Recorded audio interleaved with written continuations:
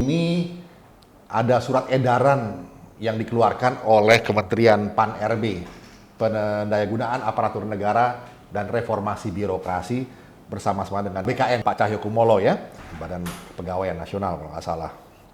Ini mengenai larangan pegawai negeri sipil atau aparatur sipil negara untuk berhubungan dengan ormas-ormas terlarang yang di Tenggarai ini sekarang masih aktif melakukan kegiatannya seperti HTI dan FPI rupanya.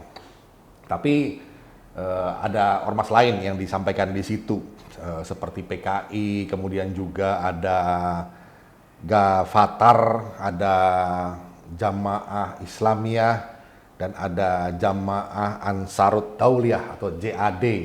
Jadi begini, sahabat Indonesia, latar belakang ceritanya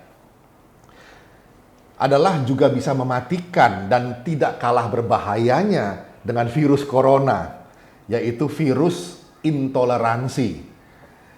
Sikap intoleran atau intoleransi itu adalah, kita ketahui bersama, adalah cikal bakal dari radikalisme. Jadi intoleransi akan naik kelas menjadi radikal atau radikalisme, yang kemudian memuncak kepada terorisme. Jadi terorisme itu dipicu oleh radikalisme. Radikalisme ini cikal bakalnya adalah intoleran, sikap-sikap tidak bisa toleran. Nah, pengertian radikalisme yang dimaksud adalah paham atau aliran yang menginginkan perubahan atau pembaharuan sosial politik dengan cara kekerasan dan secara drastis perubahannya itu. Nah, ini yang penting, kekerasan dan drastis. Itu yang kita maknai sebagai radikalisme. Kalau soal terorisme kan sudah sama-sama jelas ya. Ini adalah mereka yang pahamnya siap untuk dar-der-dor. Nah, dar-der-dor ini artinya juga siap untuk melakukan pembunuhan dengan cara-cara kekerasan, bom bunuh diri dan sebagainya. Bahkan juga sekarang ini teror lewat media. Mereka mau membunuh karakter seseorang dan seterusnya. Tidak lagi punya hati nurani untuk menjaga hak-hak asasi manusia. Nah, hak manusia atau nyawa manusia di mata mereka ini sangat-sangat murah, sahabat Indonesia. Maka di Tenggarai, virus intoleransi ini sudah merambah ke segala sendi kehidupan masyarakat Indonesia. Nah, ini akibatnya dari pembiaran yang selama ini dibiarkan begitu oleh rezim-rezim yang lampau. Oleh karena itu, buah pahitnya kita petik sekarang ini. Karena itu harus ditangani secara cepat dan komprehensif gitu oleh administrasi dari Presiden Joko Widodo. Nah, mulai dari pegawai negeri sipil atau aparatur sipil negara, telah terbit surat edaran bersama antara Menteri Pan-RB dan Kepala BKN, yaitu surat edaran nomor 2 tahun 2001. Surat edaran _1_2021 yang diterbitkan baru-baru ini saja, yaitu 25 Januari 2021 kemarin. Di dalam surat edaran itu ada instruksi dari Menpan RB Pak Cahyokumolo yang melarang pegawai negeri sipil atau aparatur sipil negara untuk berhubungan maupun mendukung seluruh kegiatan dari organisasi terlarang atau yang dilarang oleh pemerintah.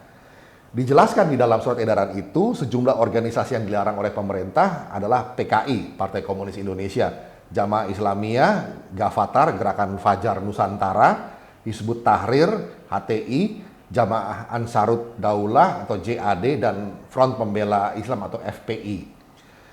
Nah, tentu saja yang melanggar dari aturan yang ditetapkan dalam surat edaran ini, bagi PSN atau ASN ada sanksi. Itu konsekuensi logisnya. Sebelumnya, sahabat Indonesia, juga ditegaskan oleh Gubernur Jawa Tengah, Pak Ganjar Pranowo, yang bilang bahwa ASN yang telah terpapar paham intoleransi dan radikalisme ini, beliau lebih ekstrim lagi sarannya malah, yaitu dipecat lebih cepat dipecat gitu. Ini Pak Ganjar Pranowo. Menurut Pak Ganjar Pranowo, ini mesti dipecat kenapa? Lantaran mereka yang sudah terpapar itu menurut beliau bakal terus melakukan perlawanan. Perlawanan atau retaliasi dari mereka-mereka ini adalah melalui ideologi serta terus membangun wacana atau diskursus di media sosial yang tujuannya untuk memecah belah.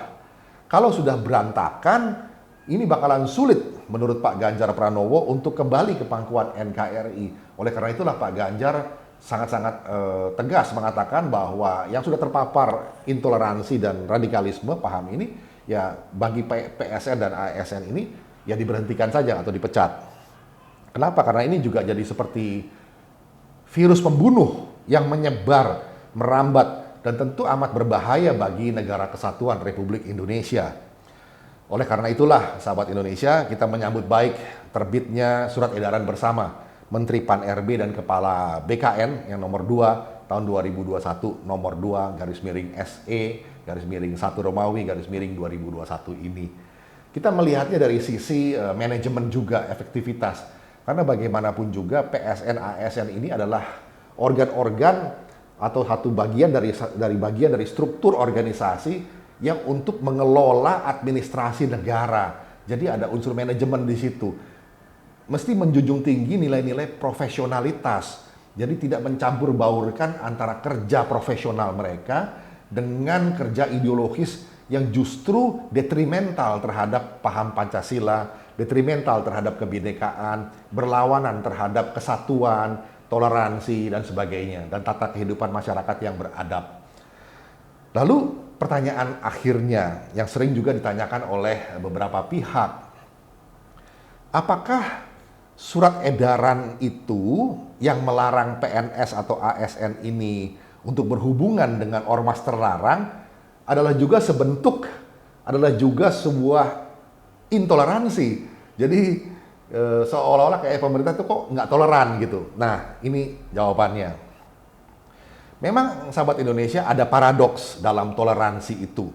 Ini pernah dibahas secara tuntas oleh seorang filsuf besar bernama Karl Raimund Popper atau Karl Popper ini ya, di dalam karya Opus Magnusnya yang atau karya besarnya yang berjudul The Open Society and Its Enemies. Ini terbit tahun 1945 kalau nggak salah. Dia mengatakan begini, saya kutipkan.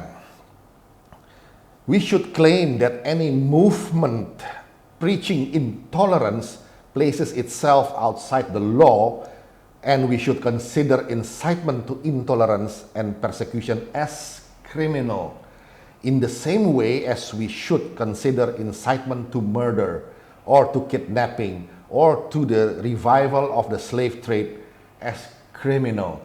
Beliau mengatakan bahwa kita harus mengklaim bahwa setiap gerakan yang mengkhotbahi atau mengajari tentang intoleransi di luar hukum, dan kita harus mempertimbangkan itu sebagai suatu hasutan terhadap intoleransi dan persekusi, itu sebagai tindakan kriminal.